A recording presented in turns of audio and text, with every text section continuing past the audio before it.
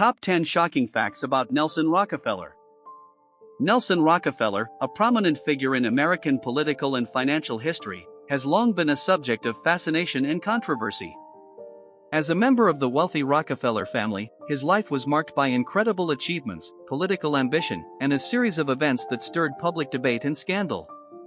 From his vast contributions to art and culture to his ambitious yet tumultuous political career, Rockefeller's life was anything but ordinary.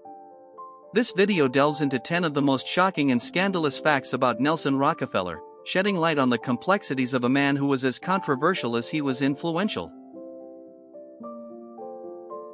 Fact number 1. The disputed divorce and remarriage. In 1962, the personal life of Nelson Rockefeller, then governor of New York, took a dramatic and public turn when he divorced his wife of 31 years, Mary Todd Hunter Clark. The divorce was not only personal but also a political earthquake, given the era's social norms. Rockefeller's subsequent remarriage to Margaretta Happy Murphy on May 4, 1963, added to the controversy. Murphy was a divorced mother of 4 and 18 years Rockefeller's junior. This event occurred at a time when divorce was far less common and significantly more stigmatized than it is today, especially for public figures. The public and political fallout was immediate and intense, with many viewing the divorce and quick remarriage as morally questionable. This change in his personal life was seen as a significant factor in his unsuccessful bid for the Republican presidential nomination in 1964, illustrating the impact of personal decisions on political careers during that period. Number 2. The Vice Presidency without election. Nelson Rockefeller's path to the vice presidency was unique and marked by the tumultuous political landscape of the early 1970s. Following Vice President Spiro Agnew's resignation in October 1973 and President Richard Nixon's subsequent resignation amid the Watergate scandal in August 1974, Gerald Ford ascended from vice president to president.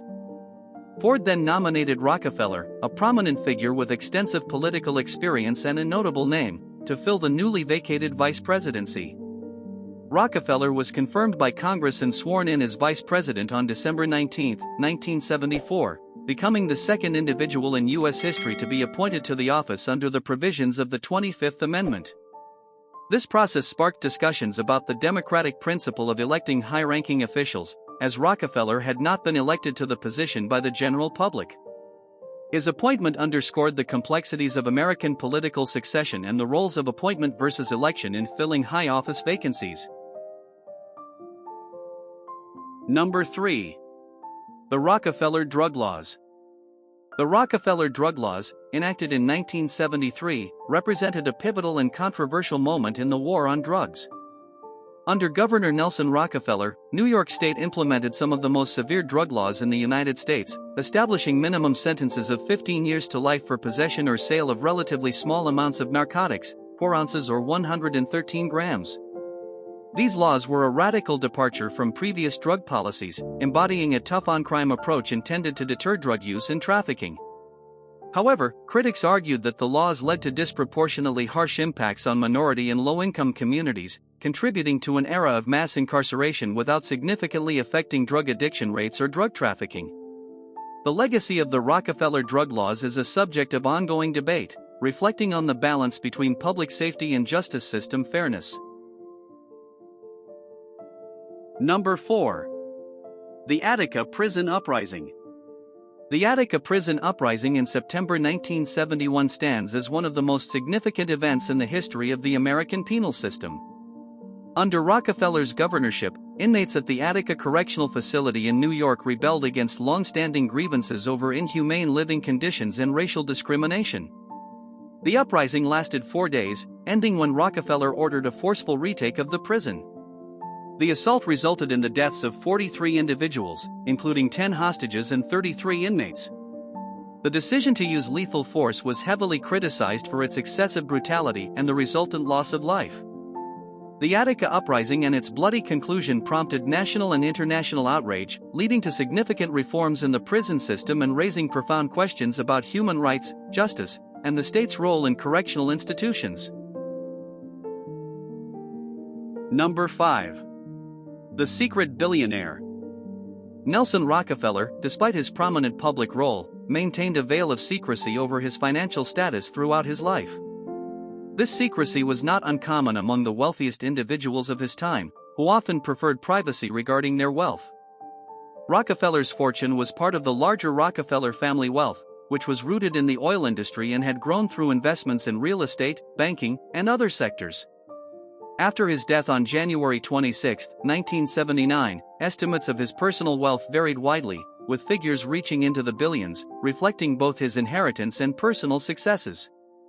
This revelation heightened the public's perception of a gap between the wealthy elite and the average American, sparking discussions about wealth inequality and the responsibilities of the wealthy to society.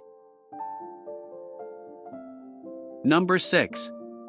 Rockefeller versus Kennedy, political rivals. The rivalry between Nelson Rockefeller and John F. Kennedy was emblematic of the broader contest between the Republican and Democratic visions for America during the 1960s. Rockefeller, a liberal Republican, sought the presidential nomination multiple times, 1960, 1964, and 1968, but faced significant obstacles, not least of which was the charisma and popular appeal of Kennedy, a Democrat.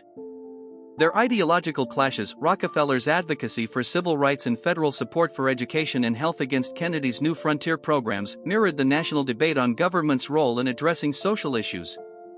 This rivalry, though often framed in personal terms, underscored the deep political and ideological divisions of the era, setting the stage for the tumultuous politics of the 1960s. Number 7.